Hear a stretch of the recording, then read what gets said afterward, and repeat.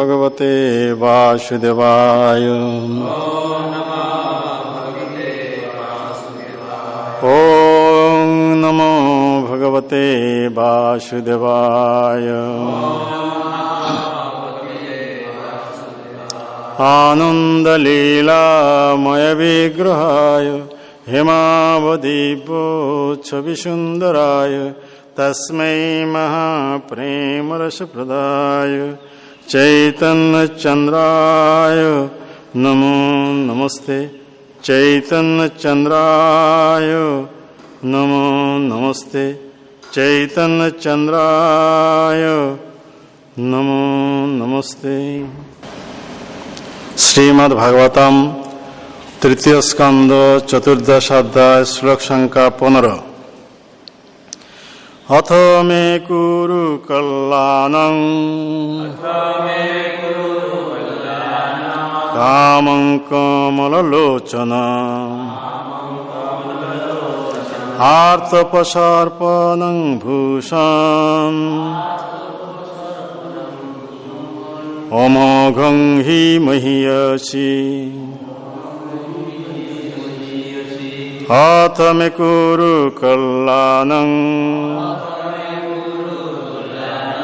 कामं कमलोचन आर्तपसर्पणं भूमन् अमोघं हि महीयसि। अथ मे कुरु कल्याणं कामं कमललोचन आर्तपसर्पणं भूमन् अमोघं हि महीयसि। शब्दानुवाद। अथ अतएव मैं আমাকে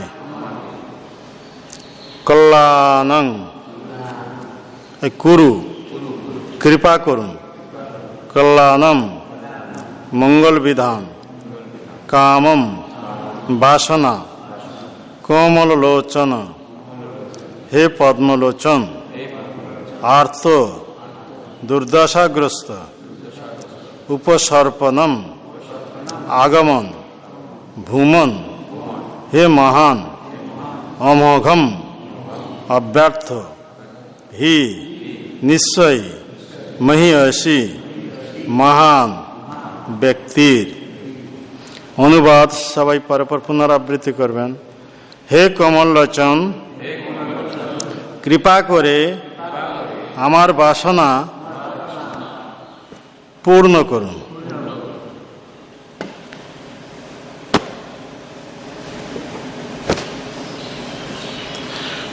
আমার বাসনা পূর্ণ করার দ্বারা আমার মঙ্গল বিধান করুন। আর্ত ব্যক্তি যখন কোনো মহাপুরুষের শরণ গ্রহণ করে তখন তার নিবেদন বিফল হয় না। এই শ্লোকের উপর শ্রী এসি ভক্তিবেদান্ত স্বামী প্রভুপাদের তাৎপর্য। দিতি ভালোভাবেই জানতেন যে অসময় ও অনুপযুক্ত পরিস্থিতির জন্য কশ্যপ তার অনুরোধ প্রত্যাখ্যান করতে পারেন, কিন্তু তিনি আবেদন করেছিলেন সংকটকালে ও আর্ত অবস্থায় কাল অথবা পরিস্থিতির বিচার করা উচিত নয়। এই শ্লোকেরও বিশেষ তাৎপর্য দেওয়া হয়নি, অল্প দিয়েছেন। এই শ্লোকে আমরা দেখতে পাচ্ছি দিতি কশ্যপ মুনিকে কমল লোচন বলে সম্বোধন করছেন। হে কমল লোচন। কমল লোচন মানে কি? কমল লোচন এখানে কমল মানে হ্যাঁ পদ্মলোচন। তো এখানে ভগবানকে বলা হয় কমল লোচন, রাজীব লোচন। ভগবান রামচন্দ্র, কৃষ্ণ কমল লোচন। এখানে কশ্যপ মুনিকেও কমল লোচন বলা হচ্ছে।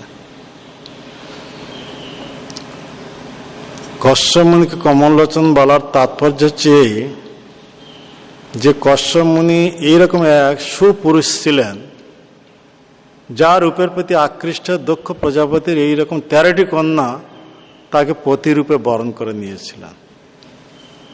আমরা গতকাল আলোচনা করছিলাম দক্ষ প্রজাপতি 60টি কন্যা। যখন দক্ষ প্রজাপতি দ্বিতীয়বার জন্ম নিয়েছিলেন, প্রথমবার জন্ম হয়েছিল ব্রহ্মার থেকে, তখন ওনার 16টি কন্যা ছিল। তা সেই 16টি কন্যা দক্ষ প্রজাপতি প্রাপ্ত হয়েছিলেন স্বয়ম্ভব মনুর 3 কন্যার মধ্যে লাস্ট যে কন্যা প্রসূতির গর্ভ থেকে, আকুতি, দেবহূতি, প্রসূতি।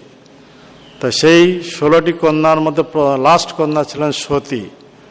সতীর বিয়ে হয়েছিল শিবের সঙ্গে, কিন্তু শিব তার শ্বশুরের সঙ্গে অর্থাৎ দক্ষ প্রজাপতির সঙ্গে উপযুক্ত সামাজিক ব্যবহার করেননি বলে দক্ষ সর্বদাই শিবকে নিন্দা করতে থাকতেন, এমনকি সতীর উপস্থিতিতে শিবকে নিন্দা করতে থাকেন। তাই সতী ভাবলেন যে এই দেহটা এনার থেকে প্রাপ্ত হয়েছে, তাই এনার থেকে প্রাপ্ত এই দেহেতে আমার বৈষ্ণব নিন্দা শুনতে হচ্ছে, তাই এই দেহ আমি রাখতে চাই না। তাই সতী যোগ অবলম্বন করে, প্রাণায়াম অবলম্বন করে নিজের দেহকে ভস্মীভূত করে দেন। তাই সেখানে হুলস্থুল কারবার হয়ে যায়। সে তো বিশাল ঘটনা, দক্ষ যজ্ঞ বলা হচ্ছে। শিববিহীন যজ্ঞ মানে দক্ষ যজ্ঞ। হরে কৃষ্ণ। হ্যাঁ, শিববিহীন যজ্ঞ মানে দক্ষ যজ্ঞ মানে কি? হুলস্থুল কারবার, কারো মস্তক ছিন্ন করা, তার দাড়ি উৎপাটন করে দেওয়া, কার দাঁত ভেঙে দেওয়া, যে হাসে হি করে দাঁতগুলো সব ভেঙে দেওয়া। হ্যাঁ, তো এইরকম সব হুলস্থুল কারবার। যজ্ঞতে এইরকম মলমূত্র সব ফেলে দেওয়া, যজ্ঞ নষ্ট করে দেওয়া, এইরকম সব হুলস্থুল। কেন? শিব মানে কি? শিব মানে হচ্ছে মঙ্গল।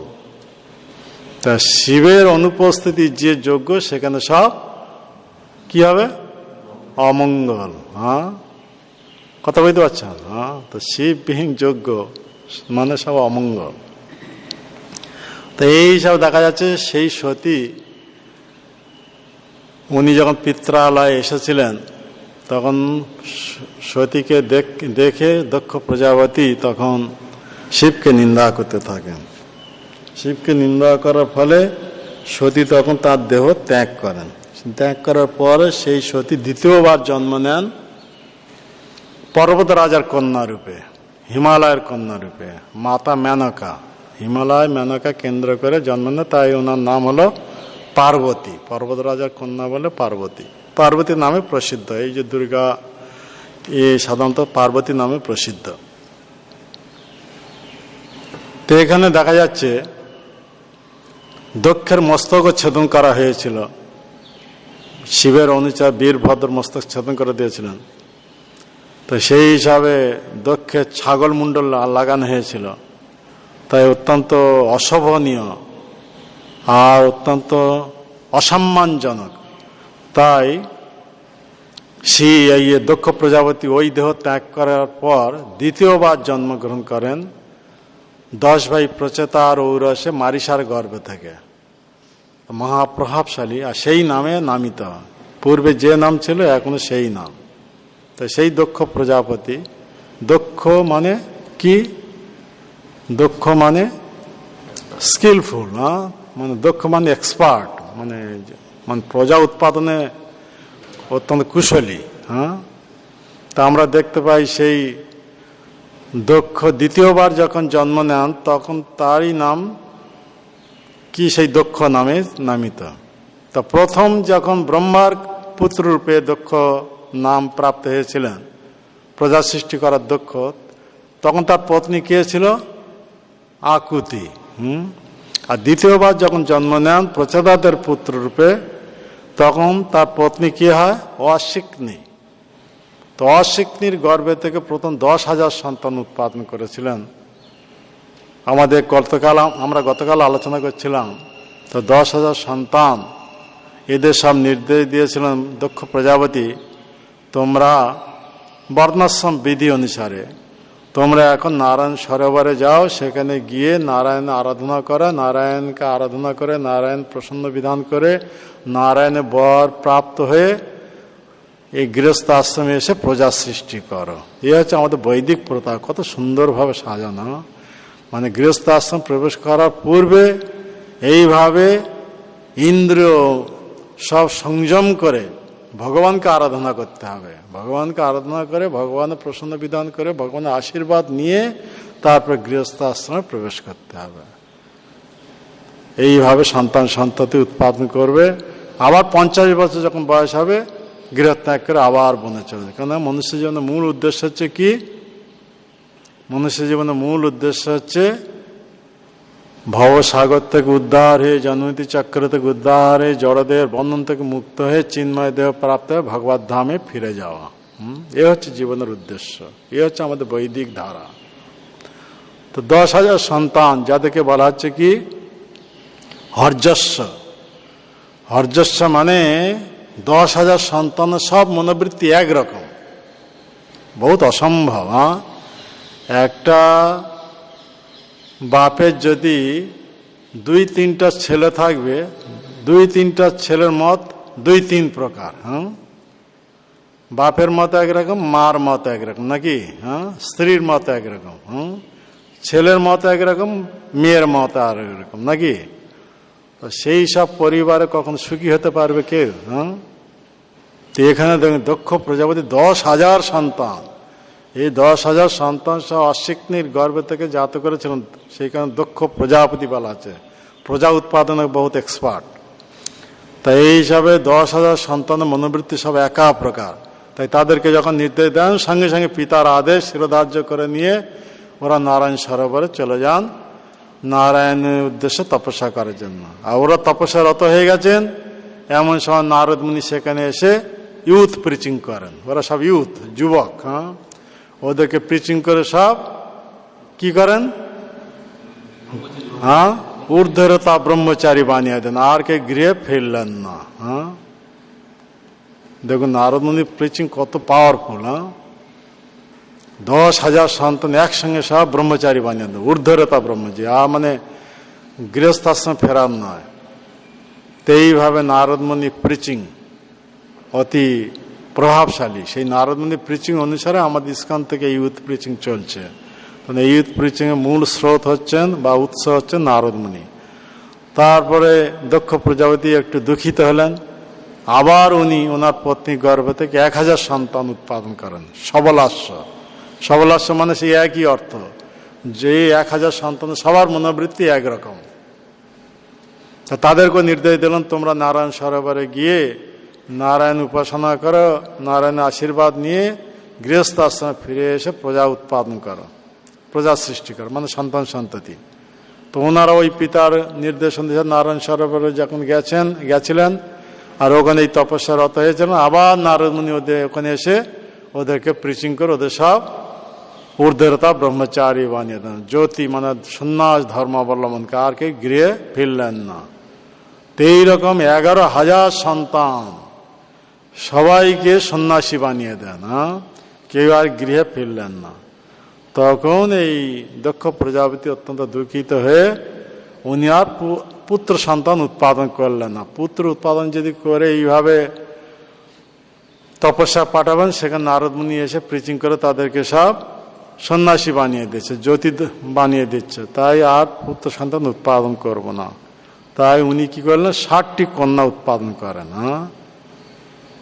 দক্ষ এই জন্মেতে, দ্বিতীয় জন্মেতে 60টি কন্যা, প্রথম জন্মেতে 16টি কন্যা বলা হচ্ছিল। এই জন্য 60টি কন্যা উৎপাদন করেন। সেই 60টি কন্যার মধ্যে প্রথম 10টি কন্যাকে কাকে দিয়েছিলেন? না ধর্মরাজ, যমরাজকে। তারপরে 13টি কন্যাকে দিয়েছিলেন এই কশ্যপ মুনিকে। মানে 13টি কন্যা কশ্যপ মুনির প্রতি আকৃষ্ট হয়েছিলেন। ওনার পিতা যখন জানতে পারলেন এইভাবে 13টি কন্যা কশ্যপ মুনির প্রতি আকৃষ্ট হয়েছেন, তাই কশ্যপ মুনি এই কথা জেনে 13টি কন্যাকে কশ্যপ মুনির হাতে অর্পণ করেন। তার মানে 13টি কন্যা কশ্যপ মুনির প্রতি আকৃষ্ট হওয়া মানে কি? তার মানে কশ্যপ মুনি সেই রকম রূপ ছিল, যার ফলে দিতি এখানে বলছেন কমল লোচন। হ্যাঁ, তার মানে তার দেখতে কত সুন্দর কশ্যপ মুনি। হ্যাঁ, সেইখানে দিতি তাকে কমল লোচন বলে সম্বোধন করছেন। তাই এখানে দেখা যাচ্ছে 13টি কন্যা তাকে প্রদান করেন। তারপর 27টি কন্যা চন্দ্রদেবকে প্রদান করেন। সোমদেব, চন্দ্রলোকের যে রাজা আছেন বা চন্দ্রদেবতা যিনি, তার নাম হচ্ছে সোমদেব। সোম মানে অত্রি মুনির পুত্র, অত্রি অনসূয়া। তো এই 27টি কন্যা তাদেরকে দেন। তাদের মধ্যে মুখ্য হচ্ছে রোহিণী, তারা সব নক্ষত্র রূপ প্রাপ্ত হয়েছেন, তা 27 নক্ষত্র বলা হয়। 27 নক্ষত্রের মধ্যে প্রথম প্রধানা হচ্ছেন রোহিণী, কেন চন্দ্র তার প্রতি আকৃষ্ট হয়েছিলেন, অত্যন্ত আকৃষ্ট। তাই আর যে 26টি দক্ষের আর যে 26টি কন্যা তাদেরকে সব অবহেলা করেছিলেন। একটা কন্যার প্রতি আকৃষ্ট হওয়ার জন্য 26টা কন্যাকে অবহেলা করেছিলেন। তাই তারা সবাই দক্ষের কাছে অভিযোগ করেন। দক্ষের কাছে যখন অভিযোগ করেন, দক্ষ তখন এই চন্দ্রদেবকে, সোমদেবকে অভিশাপ দেন, যার ফলে যক্ষ্মা রোগ হয়ে যায়। হ্যাঁ, যার ফলে ওনার চন্দ্রের মানে এক পক্ষে দেখা যাচ্ছে কি এক এক কলা হ্রাসপ্রাপ্ত হচ্ছে, হয়ে ক্ষীণ হয়ে যাচ্ছে নাকি। হ্যাঁ, আবার তারপরে এক কলা বাড়তে বাড়তে আবার পূর্ণ চন্দ্ররূপ প্রাপ্ত হচ্ছে, জ্যোতির্ময়। তো এই হচ্ছে দক্ষের অভিশাপে। তো বর আবার লাস্টে বর পেয়েছিলেন তপস্যা করে, এইবার তা নাহলে যক্ষ্মা রোগেই ছিলেন। তো যাই হোক, এই সব হচ্ছে আমাদের সব শাস্ত্রতে এইভাবে বর্ণনা রয়েছে। তো তারপরে দেখা যাচ্ছে আর কত কন্যা ছিল না, আর ছিল 10টি কন্যা। 10টি কন্যার মধ্যে 2টি কন্যা আমরা যেমন কালকে বলছিলাম ভূত, অঙ্গিরা এইসব ঋষিদের 2 করে দিয়েছিলেন, তাহলে 56টা হলো। আর 4টি কন্যা অবশিষ্ট ছিল, সে 4টিকে আবার এই দক্ষ প্রজাপতিকে দক্ষ কাকে দেন? এই কশ্যপ মুনিকে। তা কশ্যপ মুনির টোটাল কতটি পত্নী হলো? 17টি পত্নী। তারপর আমরা গতকাল আলোচনা করছিলাম 17টি পত্নী থেকে বিভিন্ন প্রজাতি সব এসেছেন। হ্যাঁ, বাঘ, সিংহ, পাখি, সাপ, হ্যাঁ, তারপরে কি বলা হচ্ছিল সব ফড়িং, হ্যাঁ, বিভিন্ন প্রজাপতি থেকে গরু, মহিষ, এসব বিভিন্ন ওই 17টি পত্নী, এক এক পত্নী থেকে সব এইরকম ভিন্ন ভিন্ন প্রজাতি সব এসছে। এরকম 17টি পত্নীর দ্বারা দিতি থেকে দৈত্যরা আসবেন, অদিতি থেকে দেবতারা, ধনু থেকে দানব, কদ্রু থেকে নাগেরা, এই সব বিভিন্ন সব কথা বলা হয়েছিল গতকাল। তো এখানে আমরা এই শ্লোকে দেখতে পাচ্ছি প্রথমে 13টি কন্যার কথা বলা হচ্ছে। এই 13টি কন্যার মধ্যে 13টি কন্যা সবাই মানে কশ্যপের প্রতি আকৃষ্ট হয়েছিলেন। আর দক্ষ অত্যন্ত বুদ্ধিমান ছিলেন, তিনি তার কন্যাদের প্রতি অত্যন্ত স্নেহবশত কন্যার মনোভাব জানার জন্য প্রয়াস করেছিলেন। তা কন্যার মনোভাব, কন্যা কাকে প্রতিরূপে গ্রহণ করবে, তো কন্যা তো ডাইরেক্ট পিতাকে বলতে পারেন না, মানে লজ্জার ব্যাপার। তা কন্যারা সাধারণত কার সঙ্গে ভালো মেলামেশা করতে পারে? মায়ের সঙ্গে নয়, তা মাতামহী। মাতামহী বলতে পিতামহী, পিতামহী বলতে এখানে ঠাকুরমা। তা ঠাকুরমা কে? হ্যাঁ, এখানে ঠাকুরমার নামটা কি? অশিকনি। এই অশিকনি হচ্ছে দক্ষের পত্নী, আর দক্ষের মাতা হচ্ছে কি? মরিষা। হ্যাঁ, মরিষার সঙ্গে। তো এইভাবে দক্ষের কন্যারা অবাধ মেলামেশা করতে পারে ঠাকুরমার সঙ্গে, নাকি? মায়ের সঙ্গে অত মেলামেশা করতে পারবে না, ওইভাবে কথা ব্যক্ত করতে পারবে না। পারবে কি? হ্যাঁ, মেয়ে কখনো মায়ের কাছে বা বাবার কাছে লজ্জাবশত এসব কথা ব্যক্ত করতে পারে না। তো ব্যক্ত কার কাছে করতে পারে? ঠাকুরমার কাছে। তো দক্ষের মা হচ্ছে কে? মরিষা, সেই মরিষার কাছে এইসব কথা ব্যক্ত করেছিলেন। আর দক্ষ প্রজাপতি মরিষার মাধ্যমে জানতে পেরেছিলেন এই 13টি কন্যা কার প্রতি, কাকে প্রতিরূপে বরণ করেছে। তো তখন ওই দক্ষ জানতে পারেন যে কশ্যপকে প্রতিরূপে বরণ করেছেন। তো এই 13টি কন্যাকে সব প্রদান করেন কাকে?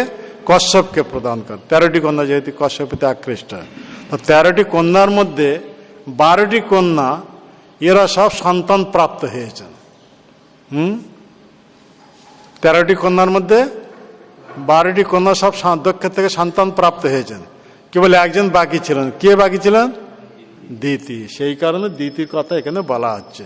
তাই এখানে বলা হচ্ছে দিতি এখন সন্তান প্রাপ্তির লালসায় এসে উপস্থিত হয়েছেন কার কাছে? মানে কশ্যপের কাছে। কশ্যপ তখন সন্ধ্যা সমাগত অগ্নিতে আহুতি দিয়ে ধ্যানে রত হয়েছেন। এমন সময় দিতি এসে উনি আর ডাইরেক্ট মানে পতিকে আকৃষ্ট করতে হলে স্ত্রী কি করেন? দেহ অঙ্গভঙ্গি সব দেখান, যার ফলে পতিকে আকৃষ্ট করার জন্য। এ হচ্ছে সৃষ্টির প্রথম থেকে চলে আসছে। তো যাই হোক, এখানে দিতি যখন এসেছেন উনি দেখলেন স্বামী এখন ধ্যানস্থ অবস্থা, তা উনি আর দেহের অঙ্গভঙ্গি কিছু দেখালেন না, উনি ডাইরেক্ট কথা বলতে থাকেন। অঙ্গভঙ্গির দ্বারা যখন পতিকে যদি আকৃষ্ট না করতে পারবেন তখন কি করবেন? কি অস্ত্র প্রয়োগ করবেন? বচনের দ্বারা। তে হচ্ছে সব রয়েছে, পন্থা রয়েছে এখানে। দ্বিতীয় উনি আর দেহের অঙ্গভঙ্গি না দেখিয়ে ডাইরেক্ট কথা বলতে থাকেন স্বামীকে, ধ্যানস্থ অবস্থা স্বামীকে বললেন, কি বলছেন? হে কোমললোচন, কৃপা করে আমার বাসনা পূর্ণ করার দ্বারা আমার মঙ্গল বিধান করুন। কি বাসনাটা? কেন দিতি যখন ওনার ভগ্নীদের কাছে যান, ভগ্নীরা সবাই সন্তান প্রাপ্ত হয়েছেন। তা পত্নী যখন সন্তান প্রাপ্ত হন তখন সেই পত্নী, সেইটা হচ্ছে তার কাছে মহা ঐশ্বর্য, সম্পদ। আর যে পত্নী সন্তানহীন, তো সন্তানহীন পত্নী যখন সন্তানবতী পত্নীদের কাছে উপস্থিত হবে তখন তাকে তিনি নিজেকে কি মনে করবেন? নিঃস্ব, নিঃস্ব অর্থাৎ সম্পদহীন মনে করবেন। তাই তার মনে তখন কি হবে? ঈর্ষা জাত হবে। তো সবার সন্তান আছে, আমার সন্তান নেই, তখন তার মধ্যে স্বাভাবিক এই ঈর্ষাভাব জাত হবে। তাই উনি সন্তান প্রাপ্তির কামনা নিয়ে এখানে এসেছেন কার কাছে? কশ্যপ মুনির কাছে। তাই কশ্যপ মুনিকে এইভাবে ডাইরেক্ট বলছেন, হে কোমললোচন। কোমললোচন একমাত্র ভগবান কৃষ্ণ, কিন্তু কশ্যপ মুনি যেহেতু সেই ভগবানের রিপ্রেজেন্টেটিভ, প্রতিনিধি, পতি মানে হচ্ছে ভগবানের প্রতিনিধি, তাই কশ্যপ মুনিও দেখতে সেই রকম, তার চোখ এইরকম পদ্মের মতন। তাই দ্বিতীয় এইভাবে সম্বোধন করে, হে কোমললোচন, কৃপা করে আমার বাসনা পূর্ণ করার দ্বারা আমার মঙ্গল বিধান করুন। আমার মঙ্গল বিধান, দ্বিতীয় যে পুত্রহীন অবস্থা আছে, তো যদি পুত্র প্রদান করবেন তাহলে সেইটা কি হবে? তার দ্বারা দ্বিতীয় যশ বর্ধিত হবে, আর দ্বিতীয় যশের সঙ্গে কশ্যপ মুনির যশ বর্ধিত হবে। তো এই হিসাবে পত্নী সাধারণত পতির কাছে আসে মানে এইভাবে পুত্র প্রাপ্তি কামনা নিয়ে। তা পতি যদি সেই রকম বিচক্ষণ হবেন, বৈদিক ধারা অনুসারে যদি তিনি আসবেন, তাহলে সেই পত্নীর আবেদনে পত্নীকে সুসন্তান প্রদান করবেন। সুসন্তান যখন প্রদান করবেন, সুসন্তানের মাধ্যমে পতি পত্নীর যশ তখন বর্ধিত হবে, নাকি?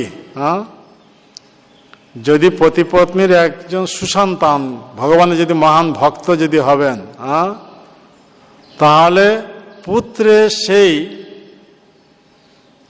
মানে মহিমা দ্বারা পিতামাতার মহিমা জগতে পরিব্যাপ্ত হবে। যেমন আমরা দেখতে পাই যে উত্থানপাদের 2 পত্নী ছিলেন, এক হচ্ছে সুনীতি আর সুরুচি। তো সুনীতির গর্ভে এসেছিলেন কে? ধ্রুব, ধ্রুব মহারাজ। তো ধ্রুব মহারাজ ভগবানের ভক্তির প্রভাবে এই রকম মানে কৃতিত্ব অর্জন করেছেন, এই রকম মহিমা অর্জন করেছিলেন, যার ফলে ধ্রুব মহারাজ তার ভক্তি বলে এমনকি নিজে মাতাকে উদ্ধার করে নিয়ে ভগবত ধামে চলে যান সশরীরে। হ্যাঁ, তা পুত্রের জন্য মাতার মহিমা, মাতার যশ সর্বত্র কীর্তিত হচ্ছে নাকি? হ্যাঁ, তো এইরকম যদি পুত্র যদি প্রাপ্ত হবেন তাহলে সেই পুত্রের মাধ্যমে পিতামাতার যশ চারদিকে প্রচারিত হবে। হ্যাঁ, তা দিতি সেই কথা বলছেন। তো এইরকম যদি আমাকে একটা সুসন্তান প্রদান করবেন তাহলে সেই সুসন্তানের মাধ্যমে আমার যশ বর্ধিত হবে, আর আমার যশের সাথে সাথে আপনারও যশ বর্ধিত হবে। হ্যাঁ, তো এখানে তাই বলতে আর্ত ব্যক্তি, তারপর বলছেন কি, এখন আর্ত ব্যক্তি যখন কোনো মহাপুরুষের শরণ গ্রহণ করে তখন তার নিবেদন বিফল হয় না। এখন দিতি কি অবস্থা আছে? কি পরিস্থিতি আছে? কি পরিস্থিতি? কথা শুনছো নাকি? কি আর্ত অবস্থা? দিতি কি অবস্থা আছে? আর্ত। আর্ত মানে কি? বিপদে পড়েছে। বিপদগ্রস্ত অবস্থা। বিপদগ্রস্তটা কি? সন্তান নেই বলে বিপদগ্রস্ত। বিপদ মানে কামের দ্বারা উৎপীড়িত হয়েছেন। হ্যাঁ, তা কাম বাসনার চরিতার্থ কার সঙ্গে করবে? আজকাল এইসব স্ত্রীলোকদের কথা বলা হচ্ছে না। তো হচ্ছে মানে বৈদিক ধারা অনুসারে পতিব্রতা সব নারী, নিজ পতি ব্যতীত অন্য কারোর প্রতি তাদের মন যাবে না। তো একমাত্র পতির মাধ্যমে, তা সেই পতি হচ্ছেন একমাত্র কে? কশ্যপ। তা কশ্যপ এখন ধ্যানস্থ অবস্থা আছেন। আর দ্বিতীয় মধ্যে কাম পীড়াটা উদ্দীপ্ত হয়েছে কোন সময়? এক অশুভ সময়, সন্ধ্যার সময়। মানে সূর্য অস্ত যাচ্ছে ঠিক সেই সময়, সূর্য অস্ত যাচ্ছে, সন্ধ্যা সমাগত হচ্ছে। তো সেই সময় কামের দ্বারা উৎপীড়িত হয়েছে। এমনভাবে কামের দ্বারা উৎপীড়িত হয়েছে, উনি উদাহরণ দিচ্ছেন কি না, হাতি যেভাবে কলা গাছকে মানে কি করে, উৎপাদন করে ফেলে, তো সেই রকম কামদেবের বাণে আমার এই রকম মানে কাম উদ্দীপিত হয়েছে, যার ফলে আমি সহ্য করতে পারছি না, অসহনীয় অবস্থা। তাই আমি এখন বিপদগ্রস্ত অবস্থা, মানে একে বলা হচ্ছে আর্ত অবস্থা। হ্যাঁ, তা আর্ত অবস্থা আমি এখন আপনার কাছে এসে উপস্থিত হয়ে এই আবেদন করছি, নিবেদন করছি। তা আপনি একজন মহাপুরুষ, একজন আর্ত ব্যক্তি কোনো মহাপুরুষের কাছে এসে যদি কোনো অভিযোগ করবে, মহাপুরুষ কখন তাকে নিরাশা করবে না। দিতি কত সুন্দর যুক্তি দেখাচ্ছেন। দিতি তো সাধারণ কোনো নারী নন, নিত্য নারী, এ কোনো সাধারণ নারী না। তা দিতি এই যুক্তি দেখাচ্ছে, কিন্তু এইসব ভগবানের ইচ্ছায় হচ্ছে। তো এখানে দেখুন প্রভুপাদ তাৎপর্য কি বলছেন। দিতি ভালোভাবেই জানতেন যে অসময় ও অনুপযুক্ত পরিস্থিতির জন্য কশ্যপ তার অনুরোধ প্রত্যাখ্যান করতে পারে। কারণ দিতি এমন একটা সময় এসেছেন স্বামীর সঙ্গে মিলিত হতে, সেই সময়টা হচ্ছে কি অসময়, আর এটা হচ্ছে অনুপযুক্ত পরিস্থিতি, উপযুক্ত পরিস্থিতি নয়। কিন্তু ওনার ভিতরে এমন কাম জাত হয়েছে উনি সহ্য করতে পারছেন না। তো সেই হিসাবে বলছেন, নিজে সব ব্যক্ত করে, সব জানেন, জেনে শুনে তথাপি এই কথা ব্যক্ত করছেন। কাম এই রকম, মানে এই কারণে ভগবান কৃষ্ণ অর্জুনকে লক্ষ্য করে আমাদেরকে এই উপদেশ দিচ্ছেন। কি উপদেশ দিয়েছেন? জয়ী শত্রু কাম রিপু দুরাসদয়। এই কাম এমন একটা জঘন্য, কারণ মনের মধ্যে যখন এসে যাবে তাকে জয় করা বহুত দুষ্কর। বড় বড় বীর সব ফেল মেরে যাবে। আমাদের কথা ছেড়ে দিন, আমরা তো চুনোপুটি নাকি? হ্যাঁ, বড় বড় বীর সব ফেল মেরে যাবে এইরকম। সেই কারণে ভগবান আবার উপদেশ দিচ্ছেন অর্জুনকে, জয়ী শত্রু মহাবাহু কাম রিপু দুরাসদা। এই কামকে জয় করা বহুত দুষ্কর। তাই ভগবান নিজে মুখে বলছেন দুরাসদয়। একে অতিক্রম করা বহু দুঃসাধ্য। বড় বড় মুনি ঋষি সব ফেল মেরে গেছেন। হ্যাঁ, তা সেখানে বলছেন তথাপি প্রয়াস করতে হবে, একে জয় করতে হবে। অর্জুনকে উপদেশ দেওয়ার উদ্দেশ্য হচ্ছে অর্জুনের মাধ্যমে আমাদেরকে উপদেশ দিচ্ছেন। তো এইভাবে জয়ী শত্রু, এই কাম রিপুকে জয় করো। আর কাম রিপুকে জয় না করা পর্যন্ত আমাদের কোনো কি নাই, সদ্গতি নেই। সদ্গতি মানে ভগবত ধাম যার কোনো প্রশ্নই নেই। হ্যাঁ, তাই হচ্ছে প্রথম। এখানে দেখুন কি বলছেন, কিন্তু তিনি আবেদন করেছিলেন সংকটকালে। দিতি সব জানেন, কত তত্ত্ববেত্তা দেখুন, দিতি নিজের মুখে এই কথাগুলো ব্যক্ত করছেন। সংকটকালে ও আর্ত অবস্থায় কাল অথবা পরিস্থিতি বিচার করা উচিত নয়। কোন কাল বলা হচ্ছে এটা? হ্যাঁ, গোধূলি লগ্ন। হ্যাঁ, মানে সন্ধ্যার সময়, অশুভ মুহূর্ত, কাল, পরিস্থিতি। এই পরিস্থিতিতে মানে স্বামী স্ত্রীর মিলন হওয়া উচিত নয়। কেন? সেইটা হচ্ছে অশুভ সময়, সন্ধ্যার সময়। বহুত সব নিয়ম আছে। এইসব রেস্ট্রিকশনগুলো আমাদের সব বৈদিক ধারাতে সব দেওয়া হয়েছে। সেই অনুসারে কি করতে হবে? এই সব নিয়ম পালন করতে হবে, উপযুক্ত সময়ে মিলিত হতে হবে, তবে সুসন্তান প্রাপ্ত হতে হবে। তা আমাদের সব বলা হয় যে যারা ভক্তির লাইনে এসেছেন, আমাদের ইস্কন থেকে সব নির্দেশ দেওয়া যে স্বামী স্ত্রী যারা দীক্ষিত তাদের প্রতিদিন 16 মালা নাম জপ করা। সবাইকে, ব্রহ্মচারী, গৃহস্থ, বানপ্রস্থ, সবাই যারা ইস্কনে ভক্ত তাদের 16 মালা মিনিমাম জপ করতে হবে। কিন্তু স্বামী স্ত্রী যখন পুত্র কামনা, যখন গুরুর কাছে এসে অভিযোগ করবেন, মানে গুরুর কাছে এসে যখন নিবেদন করবেন, তখন গুরু তাদের নির্দেশ দেবেন কি, তোমরা একটা শুভ দিন দেখে শুভ সময়ে এইভাবে মিলিত হবে। কিন্তু সেই দিনে তোমরা কি করবে? তোমাদের নিত্য নৈমিত্তিক তোমরা 16 মালা জপ করছো, কিন্তু ওই দিন তোমরা 50 মালা নাম জপ করবে। তা গুরু এই নির্দেশ, স্বামী স্ত্রী যদি সেই নির্দেশ অনুসারে চলবেন, ওই দিনে যদি 50 মালা নাম জপ করবে, তাদের চেতনাটা কিরকম হয়ে থাকবে? হ্যাঁ, ভগবত চেতনা হয়ে থাকবে। তা ভগবত চেতনায় যদি স্বামী স্ত্রী মিলিত হবেন, তখন তাদের মাধ্যমে যে সন্তান আসবে সে নিশ্চিত রূপে ভগবানের ভক্ত হবেন। হ্যাঁ, এ হচ্ছে প্রথা, সব পন্থা।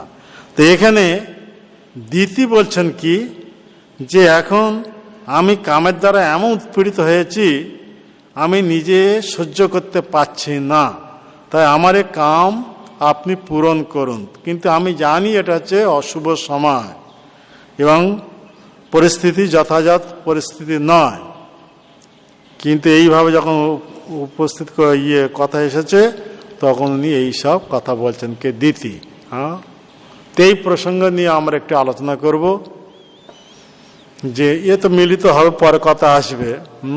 তাই যার ফলে দিতির গর্ভে থেকে 2 অসুর আসবে। হ্যাঁ, দৈত্য, হিরণ্যাক্ষ, পরে কথা। তা আমরা প্রভুপাদ যতটুকু তাৎপর্য দিয়েছে এই 2 লাইন, তার উপরে একটাই সেন্টেন্স, একটা সেন্টেন্সে প্রভুপাদ তাৎপর্য দিতে, তারপর আমরা একটা আলোচনা করব। এরকম কথা বলা হচ্ছে কি, সংকটকাল, আর্ত অবস্থা। তা আমরা দেখব যে হস্তিনাপুরের কথা।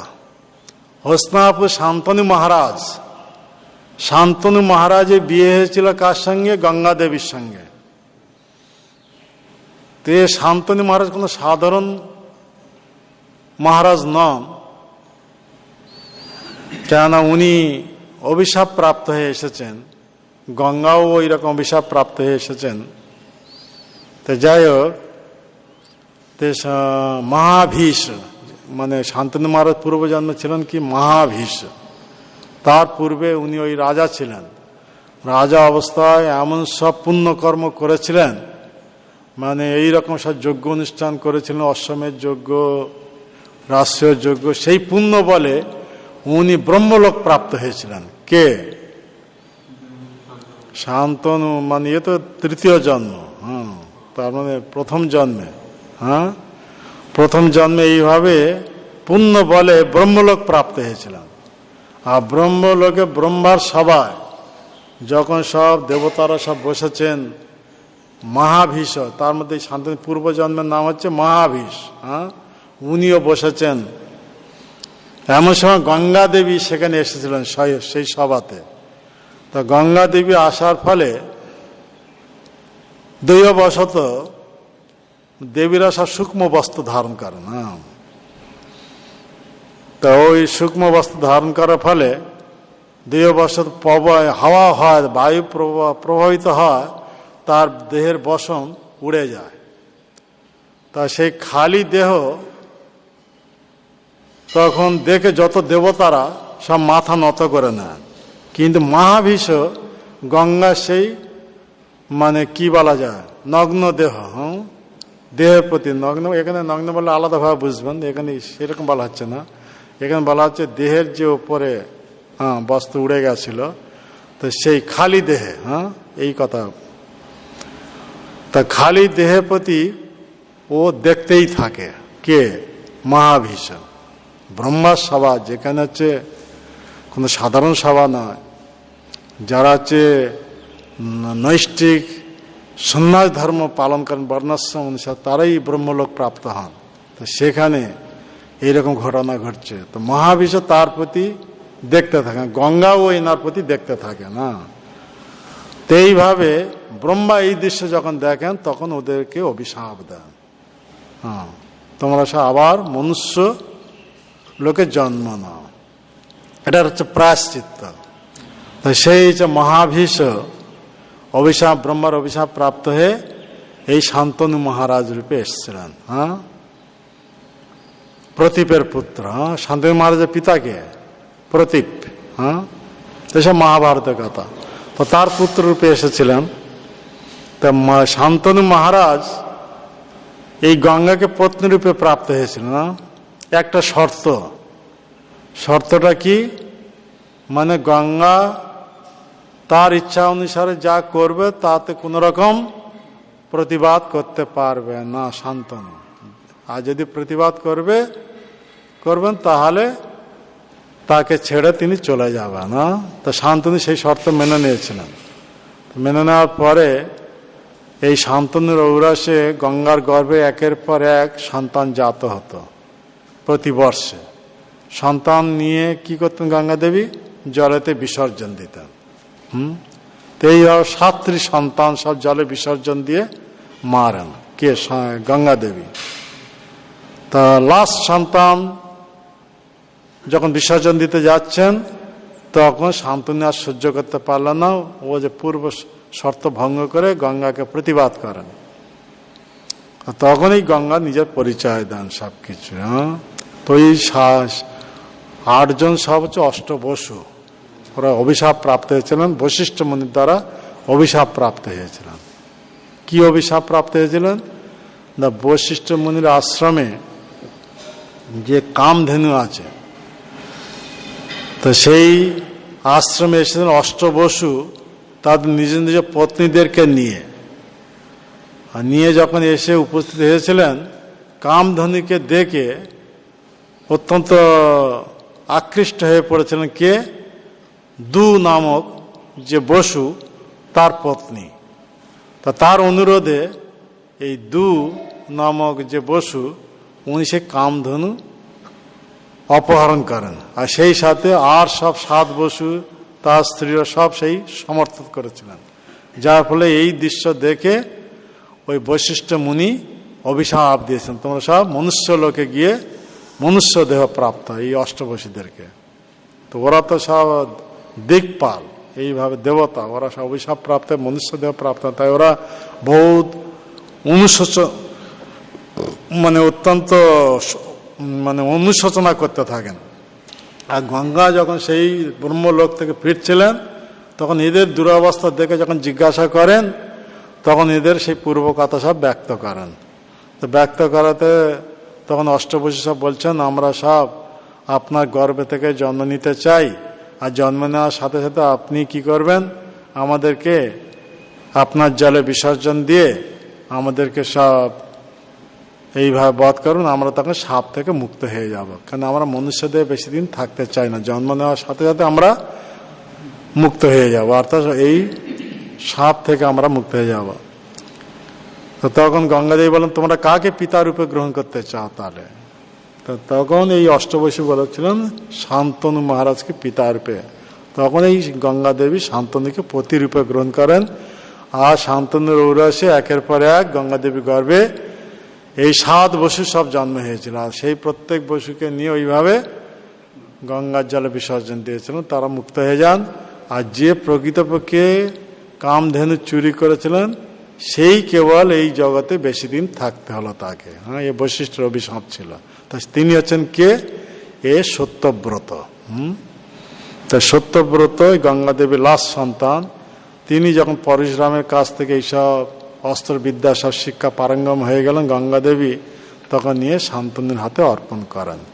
আর তাকে যুবকরাজ পদে ভূষিত করেছিলেন কে, মানে শান্তনু। আর সেই সময় শান্তনু একদিন মৃগয়া করতে গেছিলেন। আর মৃগয়া করতে গিয়ে এক সুন্দরী কন্যার প্রতি আকৃষ্ট হয়ে পড়েছিলেন। তিনি কে? মানে সত্যবতী, ধীবর কন্যা। তা তাকে সে যদিও ধীবর কন্যা মানে কি, যার হচ্ছে জেলের, হ্যাঁ, তা জেলের কন্যার প্রতি আকৃষ্ট হয়েছে স্বসাগর পৃথিবীর একছত্র সম্রাট হস্তিনাপুর নরেশ কে? শান্তনু। তাহলে সে কন্যা কোনো সাধারণ কন্যা নন। কেন সাধারণ কন্যা নন?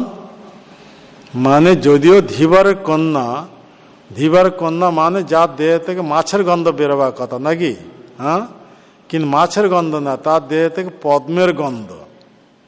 আর কত দূর? মানে 1 যোজন পর্যন্ত। 1 যোজন মানে কত? 8 মাইল। 8 মাইল মানে কত কিলোমিটার? 12 কিলোমিটার। মানে সত্যবতী যদি এখন থাকবে 12 কিলোমিটার ব্যাপী কেবল পদ্মের গন্ধ। তাহলে কোনো সাধারণ নারী? হ্যাঁ, সেই কারণে এই শান্তনু তার প্রতি আকৃষ্ট হয়েছে না। কিন্তু সত্যবতী তার পিতার কাছে গিয়ে যখন অভিযোগ করেন, তখন ওনার পিতা এই শর্তে কন্যা দিতে রাজি হয়েছিলেন কি না, আমার কন্যার গর্ভে যে সন্তান জাত হবে তাকে যদি হস্তিনাপুর রাজগদিতে বসাবেন তাহলে আমার কন্যাকে আপনার হাতে অর্পণ করতে হবে। কিন্তু শান্তনু তো আগে তো একটা পুত্র আছে নাকি, আর সে তো কোনো সাধারণ পুত্র নয়, হ্যাঁ, গঙ্গা পুত্র। হ্যাঁ, জ্যেষ্ঠ পুত্র থাকতে কেন এই সত্যবতী গর্ভে যে সন্তান তাকে এই রাজসিংহাসনে বসান?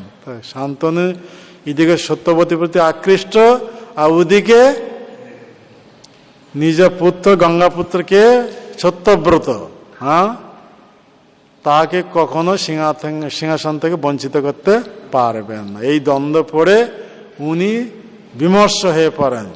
তো রাজকার্য ঠিকভাবে পরিচালনা করছে না। তখন সেই কথাটা জানতে পারেন কে? সত্যব্রত। হ্যাঁ, তো জানতে পেরে উনি তখন স্বয়ং এসেছিলেন কার কাছে? পিতার জন্য ঘটকালি করছে, হ্যাঁ, পুত্র, হ্যাঁ, এসে উপস্থিত হয় কার কাছে? না, ধীবরের কাছে। ধীবর সব একের পর এক অভিযোগ করেন। তখন এই সত্যব্রত উনি তখন বলেন, ঠিক আছে, আপনি যে কথা বলছেন, যাতে সন্দেহ করছেন, তা আমি হস্তিনাপুর সিংহাসনে বসবো না। তখন ধীবর যুক্তি দেখাচ্ছেন, তুমি না হয় না বসলে, কিন্তু তুমি যখন বিয়ে করবে, তোমার জায়গায় সন্তান আসবে, তারা তখন কি করবে?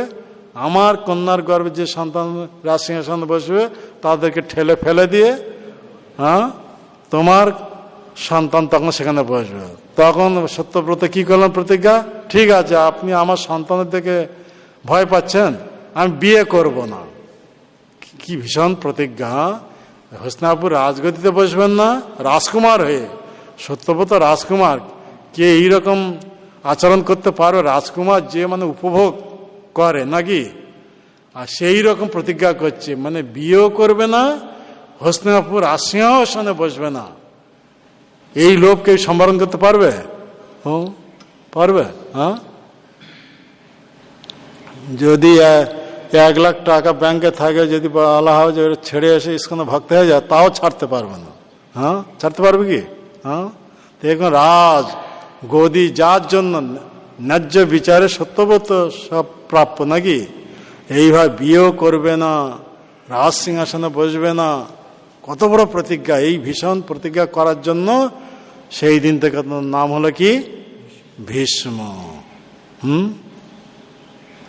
তারপর দেখা গেল কি, এই শর্ত যখন মেনে নিলেন তখন ধীবর ওনার কন্যাকে শান্তনু মহারাজের সঙ্গে বিয়ে দিলেন। আর শান্তনুর ঔরসে সত্যবতীর গর্ভে থেকে 2টি সন্তান জাত হলো। প্রথম নাম কি চিত্রাঙ্গদ, আর দ্বিতীয়টার নাম বিচিত্র বীর্য। তো চিত্রাঙ্গদ যখন রাজগদিতে বসেছেন, প্রথম সন্তান, ভীষ্মদত্ত বসবেন না, উনি সুরক্ষা দেবেন। তো ওই চিত্রাঙ্গদ রাজগদি প্রথম সন্তান রাজগদিতে বসছেন। তিনি যখন একদিন মৃগয়া করতে গেছিলেন, এক চিত্রাঙ্গদ নামে এক গন্ধর্বের হাতে মৃত্যুবরণ করেন। তখন দ্বিতীয় সন্তানকে বিচিত্র বীর্য, বিচিত্র বীর্যকেই রাজগদিতে বসানো ছিল। আর ভীষ্মদেব নিজেই বসিয়েছিলেন। আর তার বিচিত্র বীর্য তো এখন তো রানীর দরকার নাকি, রাজা হয়েছেন রানীর দরকার, তো তখন তো বিয়ে হয়নি। কাশীরাজ ওনার 3টি কন্যা স্বয়ংবর সভা করেছেন, 3টি কন্যা, অম্বা, অম্বিকা, অম্বালিকা। সেখানে এই 3 কন্যা কোনো সাধারণ কন্যা না, অপূর্ব দিব্য সুন্দরী সব। সমস্ত রাজা রাজকুমার সব এসে উপস্থিত হয়েছিলেন, তাদের বীরত্ব পরিচয় দিয়ে কন্যাদের পানি গ্রহণ করার জন্য। আর কন্যারা কাকে চয়েস করবেন তাদের উপর নির্ভর করবে। স্বয়ংবর সভা। তো এখানে দেখা যাচ্ছে কি, সেই সভাতে ভীষ্মদেব উপস্থিত হয়েছেন। আর ভীষ্মদেব উনি কি করেছেন, এক বাণের দ্বারা যত সব রাজা রাজকুমাররা বসেছেন সবার মুকুট খসিয়ে দিয়েছেন মাথা থেকে। তা রাজকুমার রাজাদের মাথা মুকুট নেই, তো কি রাজা আর কি রাজকুমার, সব তো ভীষ্মদেবের কাছে পরাস্ত হয়ে গেল নাকি। কে যদি প্রতিবাদ করতে যাবে, আর ভীষ্ম তো মানে ইচ্ছা মৃত্যু বরদান প্রাপ্ত হয়েছে ওই কারণে, পিতার জন্য এই কাজ করার জন্য। তখন শান্তনুকে আশীর্বাদ করেছিলেন ওনাকে, যে বৎস, তুমি তোমার ইন্দ্র সুখ সব পরিহার করে আমার জন্য তুমি এই ব্যবস্থা করেছো, তাই আমি তোমাকে বর দিচ্ছি, তুমি যে পর্যন্ত ইচ্ছা না করছো সে পর্যন্ত তোমার কাছে মৃত্যু আসতে পারবে না। তাই সেই দিন থেকে ভীষ্মদেব কি হলো, ইচ্ছা মৃত্যু বরদান প্রাপ্ত হলেন পিতার কাছ থেকে। তা ভীষ্মদেব কেউ পরাস্ত করতে পারবে না, পারবে কি? তখন ভীষ্মদেব কাশীরাজের 3 কন্যাকে হাত ধরে নিজের রথে বসিয়ে নিয়ে, আর ওখানে বলে দিয়েছেন, আমি নিয়ে যাচ্ছি আমার জন্য নয়, আমার ভাইয়ের জন্য। তো এই সব বলে দিয়েছেন। ভীষ্ম তো বিয়ে করবেন না, ওনার ভাই বিচিত্র বীর্যকে প্রদান করেন। 3টি কন্যা এনে যখন বিচিত্র বীর্যের কাছে উপস্থিত করান, তখন 3-এর মধ্যে এক বিরোধী হলেন, অম্বা। অম্বা আগে থেকে ভালোবাসা ছিল কার প্রতি? শল্যরাজের সঙ্গে। তা শল্যরাজ ওখান তো ফেল মেরে গেছে, ও সভাতে এসছিলেন। আর ওই সভাতে তো অম্বা তো ওনার গলায় বরমালা দিতেন, কিন্তু তার আগে ভীষ্ম গিয়ে সবার মুকুট খসিয়ে দিয়ে 3 কন্যাকে নিয়ে চলে এসছেন। তা সেই হিসাবে অম্বা তখন বললেন যে আমি এই বিচিত্র বীর্যকে ভাই হিসাবে গ্রহণ করতে পারি, কিন্তু প্রতিরূপে নয়। তখন ওনার মনোভাবটা কি তখন বোঝা গেল, কার প্রতি তার ভালোবাসা ছিল। তখন ব্যক্ত করলে, আমার এই স্বয়ংবর সভার পূর্বে আমার নির্বাচিত পতি হচ্ছেন কে? শল্য। তাই ভীষ্মদেব, সত্যবতী ওনারা বিচার করে কি করলেন, অম্বাকে আবার পাঠিয়ে দিলেন কার কাছে? শল্যরাজে। আর শল্যরাজ উনি তখন প্রত্যাখ্যান করেন। আগে সব নিয়ম ছিল কি, কোনো যদি রাজকুমার যদি অবিবাহিত রাজকুমার যদি হাত ধরবে, তখন অন্য কোনো রাজকুমার তাকে আর পত্নীরূপে গ্রহণ করেন। দেখুন, ভীষ্ম হাত ধরে উঠিয়েছেন, তাই শল্য আর অম্বাকে গ্রহণ করেননি। তখন অম্বা এসে ভীষ্মের কাছে অভিযোগ করছেন কি, যেহেতু আপনি আমাকে হাত ধরে উঠেছেন, আপনি আমাকে বিয়ে করুন। তবে ভীষ্মদেব বলেন, আমি তো প্রতিজ্ঞা করেছি আমি বিয়ে করব না।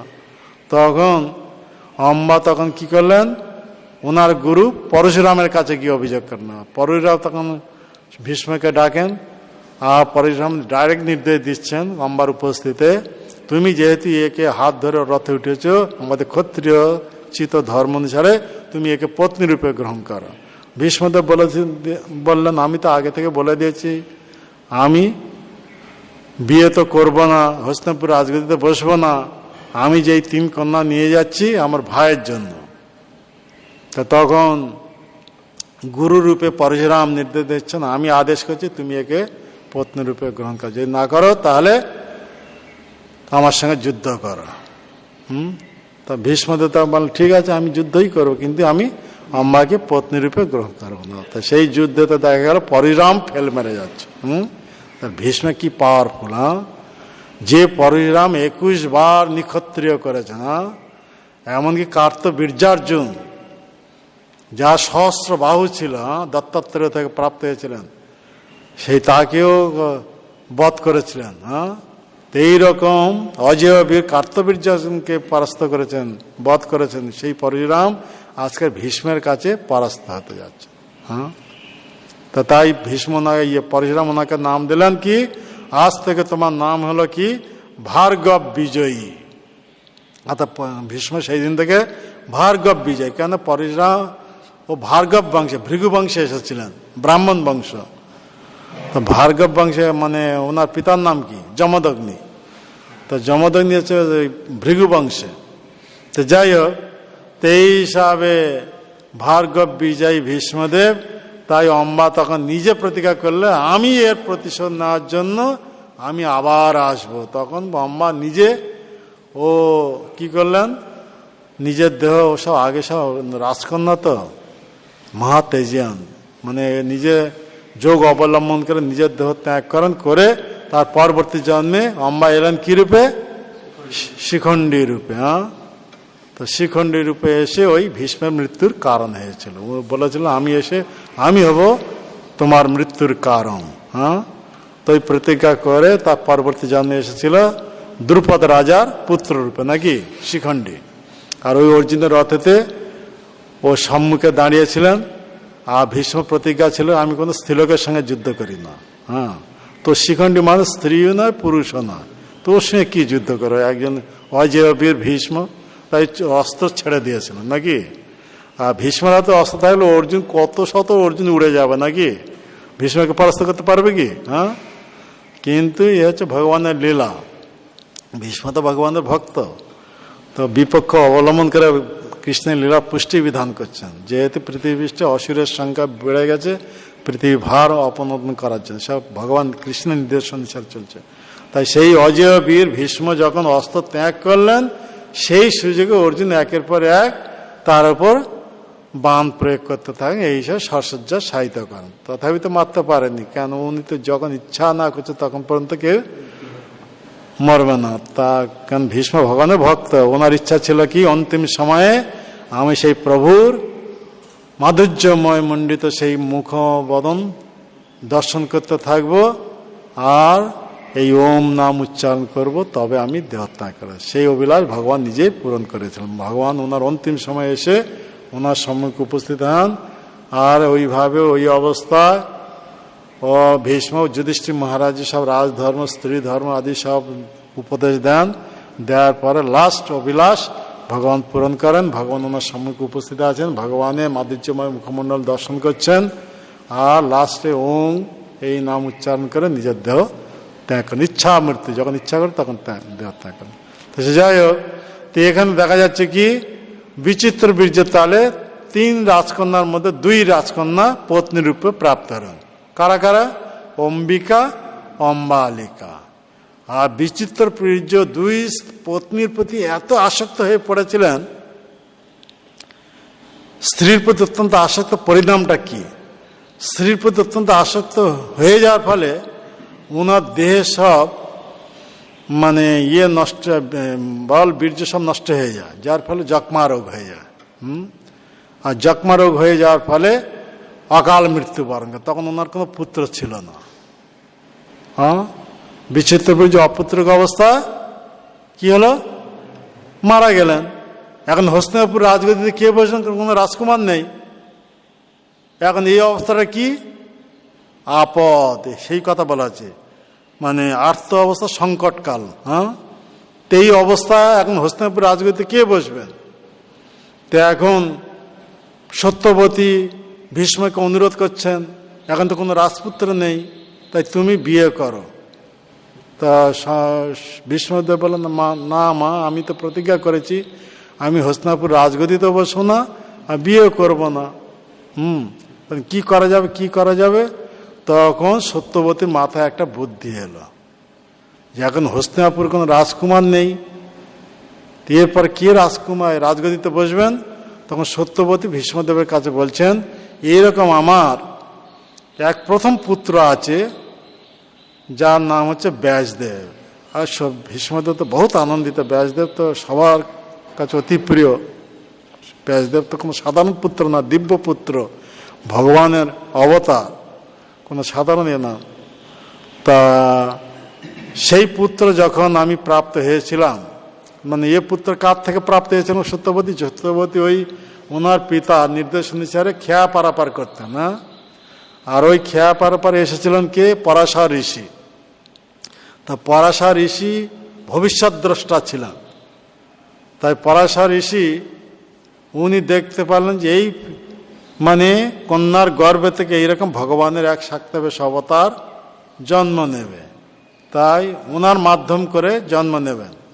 তো এইসব পরাশর মুনি, যিনি হচ্ছে বিষ্ণু পুরাণ এইসব লিখেছেন, না কোনো সাধারণ মুনি নয়, ব্যাসদেবের পিতা।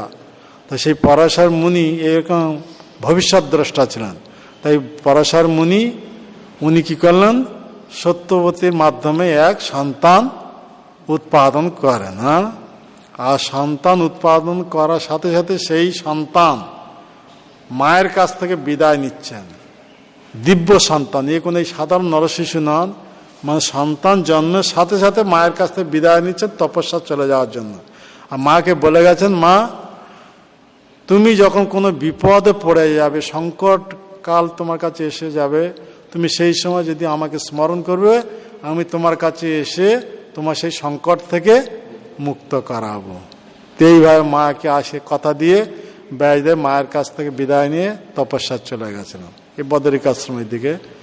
তো ওখানে ব্যাসদেবের আশ্রম আছে সোমাপ্রাস, আমরা সব গেছিলাম, দেখেছি। তো যাই হোক, তারপরে সেই কি হলো, সত্যবতী তখন ভীষ্মদেবকে বলছেন, এরকম আমার প্রথম পুত্র রয়েছে ব্যাসদেব, তাকে যদি আনা যাবে, তার মাধ্যমে এই যে বিচিত্র যে দুই পত্নী অপুত্রিক অবস্থা আছে তাদের গর্ভে সন্তান উৎপাদন করা সম্ভব হবে। হ্যাঁ, তখন ভীষ্মদেব সঙ্গে সঙ্গে অনুমতি করলেন, সমর্থন করেন। তখন সত্যবতীর সঙ্গে সঙ্গে ব্যাসদেবকে স্মরণ করেন, আর ব্যাসদেব সঙ্গে সঙ্গে এসে উপস্থিত হয়ে যান ওখানে। ব্যাসদেব হচ্ছে ভগবানের অবতার, যখনই স্মরণ করে সঙ্গে সঙ্গে এসে উপস্থিত হয়ে গেছেন। তো এসে উপস্থিত হয়েছেন, মাকে প্রণাম করে বলছেন, মা আমার প্রতি কি আদেশ?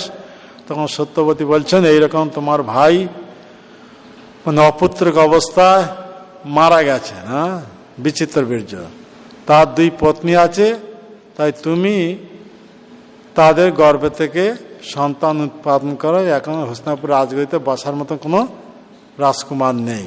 তো ব্যাসদেব প্রথম রাজি হননি, কেন উনি তো সমস্ত শাস্ত্রের তো প্রণেতা, উনি রাজি হননি। কিন্তু সত্যবতী বললেন, এই সংকটকাল অবস্থা, এই যে কথা আলোচনা করা হচ্ছে, সংকটকাল আর্ত অবস্থা, এই অবস্থা থেকে তুমি এখন এই মানে কথা সমর্থন করো। তখন ব্যাসদেব মাতার কথা অনুসারে কি করলেন না, ওনার ভাইয়ের পত্নীর গর্ভে থেকে সন্তান উৎপাদনের জন্য সম্মতি প্রদান করেন, যেহেতু মায়ের আদেশ, তাই মায়ের আদেশ শিরোধার্য করে নিলেন। যদিও আমাদের কলিযুগে এসব কাজ মানা রয়েছে, যেমন 5টি কাজ মানা আছে, অশ্বমেধং গবালম্বং সন্ন্যাসকং পলৎপৈতৃকং দেবরেণ সুতৎপত্তিকম কলৌ পঞ্চ বিবর্জয়। তাতে কলিযুগের লোকেদের জন্য 5টি কাজ মানা। কি 5টি কাজ? অশ্বমেধ যজ্ঞ, কলিযুগের লোক কেউ অশ্বমেধ যজ্ঞ করতে পারবে না। গোবালম্ব, গোমেধ যজ্ঞ কেউ করতে পারবে না। সন্ন্যাসন, কেউ সন্ন্যাস কর্মসন্ন্যাস কেউ গ্রহণ করতে পারবে না। আর অশ্বমেধম গোপালম্বন সন্ন্যাসকম পলত পৈতৃকম, পিতৃশ্রাদ্ধে মাংস অর্পণ অন্য অন্য যুগের ছিল, কিন্তু কলিযুগের জন্য মানা। আর কি দেবর এ না সুতৎপত্তিকম, অর্থাৎ দেবরের মাধ্যমে সন্তান মানে দেবরের পত্নীর গর্ভে, দেবরের মাধ্যমে ভাইয়ের পত্নীর গর্ভে থেকে সন্তান উৎপাদন মানা কলিযুগে। অন্য অন্য যুগের ছিল তো, এ তো তখন তো দ্বাপর যুগ চলছিল, তখন তো সেটা কলিযুগ নয়। বিচিত্র বীর্য ভীষ্ম সব যখন ছিলেন তখন দ্বাপর যুগ। তা দ্বাপর যুগে এই বিধি অনুসারে সংকটকাল। এখন সংকটকালটা কি? এখন হস্তিনাপুর রাজগদিতে বসার মতো কোনো রাজকুমার নেই, এখন সংকট, এখন আর্তকাল।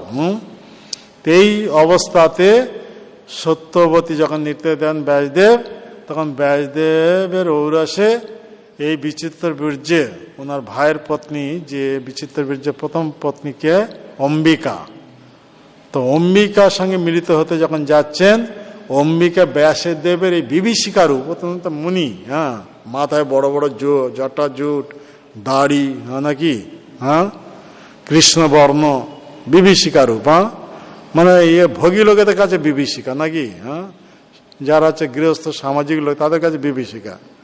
যেমন আমাদের সব এরা সব লাল কাপড় পরেছে, এ পরেছে, বাইরের লোকেদের কাছে এসব বিভীষিকা নাকি। ওদের কাছে প্যান্ট শার্ট পরবে, হাফ প্যান্ট পরবে, জাঙ্গিয়া পরবে, তো ওইগুলো ওদের ফ্যাশন নাকি। এইসব দেখলো ওদের কাছে বিভীষিকা নাকি, চোখের বিষ।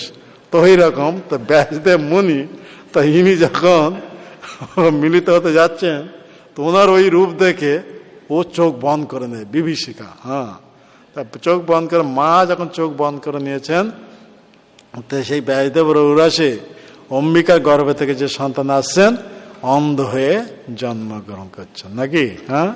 মা চোখ বন্ধ করেছিলেন বলে সন্তান জন্মান্ধ হয়ে গেল নাকি। তো তিনি কে? তিনি হচ্ছেন ধৃতরাষ্ট্র। এই ব্যাসদেবের পুত্র, বুঝতে পারছেন, ব্যাসদেবের ঔরস। তো ব্যাসদেব এসে বললেন মায়ের কাছে যে এইরকম তোমার পুত্রবধূ যখন আমার সঙ্গে মিলিত হচ্ছিল, আমার দিকে দেখে চোখ বন্ধ করেনি, তাই এর গর্ভের যে সন্তান আসবে সে অন্ধ হয়ে জন্মগ্রহণ। তো অন্ধ সন্তান রাজগদিতে কি বসবে? সে নিজেকে রক্ষা করতে পারবে না, প্রজাদেরকে কি রক্ষা করবে? রাজগদিতে বসার মানে কি?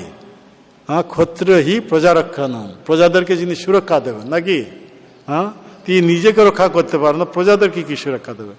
তখন সত্যবতী ব্যাসদেবকে আবার নির্দেশ দিলেন যে বিচিত্র বীর্যের যে দ্বিতীয় পত্নী আছে অম্বালিকা, তুমি তার গর্ভ থেকে একটা সন্তান উৎপাদন করো। তো অম্বালিকাকে সব বলে দেন, তুমি এইভাবে চোখ বন্ধ করবে না। শাশুড়ি সব বলে দিচ্ছেন নাকি। এইভাবে চোখ বন্ধ করার জন্য অম্বিকার গর্ভ থেকে এরকম অন্ধপুত্র জাত হচ্ছে, তাই তুমি চোখ বন্ধ করবে না। তো শাশুড়ির নির্দেশ অনুসারে অম্বালিকা ব্যাসদেবের সঙ্গে যখন মিলিত হচ্ছেন, ব্যাসদেবের সেই বিভীষিকা রূপ দেখে ও ভয়ভীত হয়ে গেছে, দেহ পাংশুবর্ণ হয়ে গেছে, কিন্তু চোখ খুলেছিলেন, শাশুড়ির নির্দেশ ছিল। তো সেই অবস্থা মিলিত হওয়ার জন্য ওনার গর্ভ থেকে যে সন্তান আসে সে পরিপূর্ণ সন্তান নয়, পাংশুবর্ণ নাকি, তাই নাম হলো পাণ্ডু। তা ব্যাসদেব এসে আবার ও মায়ের কাছে অভিযোগ করছেন, তো তোমার এই পুত্রবধূ যদিও চোখ খুলেছিল, কিন্তু আমাকে দেখে ভয়ভীত হয়ে গেছে, দেহ পাংশুবর্ণ হয়ে গেল, সেই অবস্থা মিলিত হয়ে, তাই এর গর্ভে যে সন্তান আসবে সে পাংশুবর্ণ পাণ্ডু। তা পূর্ণাঙ্গ সন্তান কেমন ভাবে প্রাপ্ত হবেন? তাই সত্যবতী আবার অনুরোধ করেন কাকে? ব্যাসদেবকে, যে তুমি অম্বিকার সঙ্গে আর একবার মিলিত হয়, একটা সুসন্তান প্রদান করে যে রাজগদিতে বসতে পারবে। তো সব ঠিক হয়ে গেছে। আর শাশুড়ি অম্বিকাকে সব বলে দিয়েছে, তুমি এইরকম চোখ বন্ধ করবে না, এইভাবে ভয়ভীত হয়ে যাবে না, মানে এইভাবে স্বয়ংসম্পূর্ণ অবস্থা মিলিত হবে, এইরকম সুসন্তান প্রাপ্ত যে রাজগদিতে বসতে পারবে। কিন্তু মনের ভিতর ভয় ঢুকে গেছে কার? অম্বিকা। যদিও শাশুড়ির আদেশ অমান্য করতে পারবে না, কিন্তু মনের ভিতর ভয় ঢুকে, একবার তো মিলিত হতে গিয়ে তো ভয়ভীত হয়ে গেছেন, আর শাশুড়ির আদেশ অমান্য করতে পারেন। তা উনি কি করেন? চিন্তা করে ওনার ড্রেস পোশাক নিয়ে ওনার এক দাসীকে সাজিয়ে দিলেন, দেখতে অতি সুন্দরী, হ্যাঁ, কোনো সাধারণ দাসী নন, অপ্সরার মতন দেখতে, হ্যাঁ, তাকে এইভাবে সাজিয়ে দিলেন ওনার মতন করে, আর তাকে পাঠান ব্যাসদেবের কাছে, আর তাকে সব বুঝিয়ে দিয়েছেন, তুমি এইভাবে চোখ বন্ধ করবে না, দেহ এইভাবে মানে পাংশু অবস্থা ধারণ করবে না। তা দাসী আর নির্ভীক, হ্যাঁ, দাসী যখন ব্যাসদেবের সঙ্গে মিলিত হচ্ছেন, ব্যাসদেবের সঙ্গে যখন দাসী মিলিত হচ্ছেন, দাসী তো একবার চোখ খুলে আছে, মানে নির্ভীক অবস্থা, দেহ পাংশু বর্ণ না, ব্যাসদেবের দেখে অত্যন্ত প্রসন্ন হয়েছেন, হ্যাঁ, প্রসন্ন হয়ে তার সঙ্গে মিলিত হচ্ছেন, প্রসন্ন অবস্থা। তা মা এইভাবে প্রসন্ন অবস্থা যখন মিলিত হচ্ছেন, তখন তার মাধ্যমে যে সন্তান আসবে সে হচ্ছে উৎকৃষ্ট সর্বাঙ্গ সুন্দর, হ্যাঁ। তখন ব্যাসদেব এসে ওনার মা সত্যবতীর কাছে বলছেন যে এর গর্ভে যে সন্তান আসবে সে সর্বাঙ্গ সুন্দর মহাভাগবত। তা তিনি হচ্ছেন কে? এই বিদুর। বিদুর হচ্ছে কোনো সাধারণ সন্তান নন, কেন উনি হচ্ছে সাক্ষাৎ ধর্মরাজ, যমরাজ, হ্যাঁ। মান্ডুক্য মুনির অনিমান্ডব্য ঋষির অভিশাপে উনি এই দাসী পুত্র রূপে জন্ম নেন, হ্যাঁ। তো এইভাবে দাসী পুত্র রূপে কি এলেন? বিদুর। তো এই তিন সন্তান, ধৃতরাষ্ট্র, পাণ্ডু, বিদুর, সব হচ্ছে ব্যাসদেবের সন্তান, হ্যাঁ, ব্যাসদেব থেকে জাত। তো যাই হোক, বিচিত্র বীর্যের পুত্র হিসাবে ওনার পত্নী, তো মানে বিচিত্র বীর্যের ক্ষেত, পত্নীকে বলা হয় কি? ক্ষেত, যেখানে শস্য উৎপাদন করা হয় নাকি। তা বিচিত্র বীর্যের ক্ষেতে উৎপাদন হওয়ার ফলে এই সন্তান কাকে বলা হচ্ছে? বিচিত্র বীর্যের পুত্র। কথা বুঝতে পারলাম?